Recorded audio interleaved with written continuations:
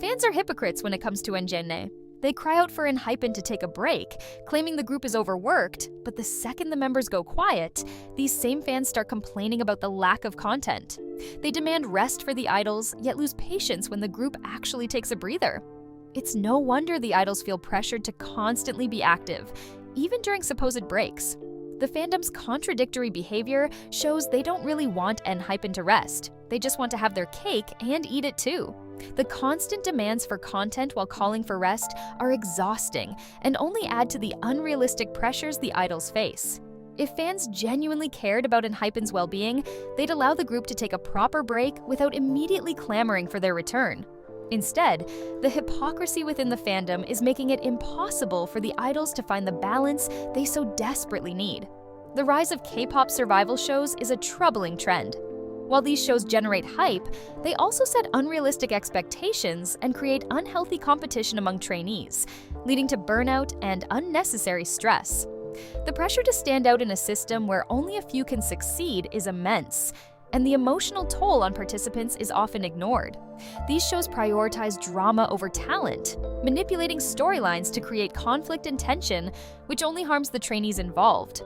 The result is a toxic environment where trainees are pitted against each other, fostering resentment instead of camaraderie. Public scrutiny adds another layer of pressure, as trainees are judged not just on their talent, but also on their ability to endure the harsh realities of the competition. This trend is setting a dangerous precedent for what it takes to succeed in K-pop, normalizing extreme sacrifices for a slim chance at fame. The industry needs to rethink its approach to developing talent before more dreams are crushed by this ruthless system. 50/50 should stop pursuing lawsuits and focus on their re-debut. The longer they stay caught up in legal battles, the more they risk becoming irrelevant in the fast-paced K-pop industry. Fans have short attention spans, and the music scene is always evolving. Instead of wasting time and money on court cases, they should be putting all their energy into making new music, refining their image, and reconnecting with their fan base. The public is more interested in their art than in their legal drama. A successful re-debut could be their chance to regain the spotlight and prove they're not just a one-hit wonder. The lawsuit may have gotten them attention, but it's not a long-term strategy. If they don't shift gears soon, they'll fade into obscurity. The best way for 50/50 to secure their future is to go back to what made them famous: their music. A strong comeback would drown out any negative press and re-establish their place in the industry. Fan entitlement has become completely out of hand. Fans now feel they have the right to control every aspect of an idol's life, from their relationships to their personal choices. This toxic behavior creates an environment where idols are constantly on edge, afraid to be themselves for fear of backlash. The sense of ownership some fans have has led to extreme actions like stalking and spreading malicious rumors, all under the guise of protecting their idols. This entitlement extends to dictating who idols can date, how they should act, and even what they can say. It's a far cry from the supportive fan culture that once existed. Instead, idols are now treated like products, stripped of their autonomy. The pressure to conform to fans' unrealistic expectations has taken away their personal freedom, turning them into prisoners of their own fame. This toxic dynamic must be addressed before it spirals even further out of control, risking the well-being of the very idols fans claim to support. The exploitation of K-pop trainees is blatant, and yet often ignored. Companies lure young, hopeful individuals with dreams of fame, only to trap them in grueling training routines, impossible standards, and harsh conditions. Many are stuck in long-term contracts, often exceeding 10 years, with no guarantee of debuting. They endure relentless training, strict diets, and virtually no personal freedom, all while living in cramped dorms under constant watch. The pressure to debut and succeed is crushing, leading to severe physical and mental health problems. Even if they debut, the odds of lasting success are slim. If a group fails, members are discarded, left with no education or career prospects. The system is designed to exploit their dreams, using them up and tossing them aside when they're no longer profitable. The industry needs to address these glaring issues and create a more humane environment for trainees before more lives are ruined by this toxic cycle.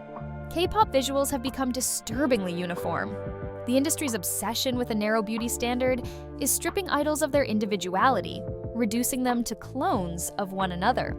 talent has taken a back seat to appearance, and the pressure to conform to this cookie-cutter image is overwhelming. Idols who once stood out for their unique looks are now being pressured to undergo cosmetic procedures to fit in, erasing what made them special in the first place.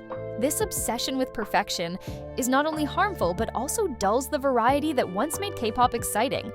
Fans who used to celebrate diverse looks now shame idols for the slightest deviation from the norm. This trend reflects a broader issue within the industry, where looks trump talent and idols are valued more for their faces than their skills or personalities. The loss of individuality is a significant concern, and if the industry doesn't correct course, K-pop risks becoming a parade of identical faces, void of the charm that once captivated the world. The overworking of idols has reached an alarming extreme. The relentless schedules, constant comebacks, and grueling tours are pushing idols to their limits, with many suffering severe health issues as a result. The industry's demand for idols to stay relevant has created a toxic environment where they are forced to work through injuries and illnesses, all to keep up appearances. This grind doesn't just wear them down physically, it destroys their mental well-being too. Burnout, anxiety, and depression are rampant, yet companies continue to push their idols to the breaking point, prioritizing profits over their well-being. Fans are often kept in the dark, unaware of the true toll this takes, as idols are pressured to hide their struggles and keep performing. This culture of overwork is unsustainable and dangerous, posing a real threat to the longevity of idols' careers and their lives. The industry needs a drastic overhaul in how it treats its artists before more are pushed too far. K-pop companies are shamelessly prioritizing profit over artistry. Rather than nurturing the creative potential of their artists, they are churning out formulaic songs designed to rake in quick cash, stifling any real innovation. The focus has shifted from producing music with meaning to pumping out catchy, marketable hits that can be easily monetized. This approach not only diminishes the artistic integrity of idols, but also floods the market with repetitive, uninspired music. Fans are noticing this trend, with recent releases feeling more like products than genuine artistic expressions. The lack of creative freedom frustrates idols who are passionate about their craft, leaving them disillusioned and unfulfilled. If this continues, K-pop risks losing the unique charm that once set it apart from other music industries. The industry needs to find a balance between making money and fostering creativity, or it risks burning out both its artists and its audience with shallow, soulless content. Thanks for watching. Post your opinion in the comments below. If you enjoyed this video, don't forget to hit that like button and subscribe for more content. Your support means everything and helps us keep bringing you the latest in K-pop. See you in the next one!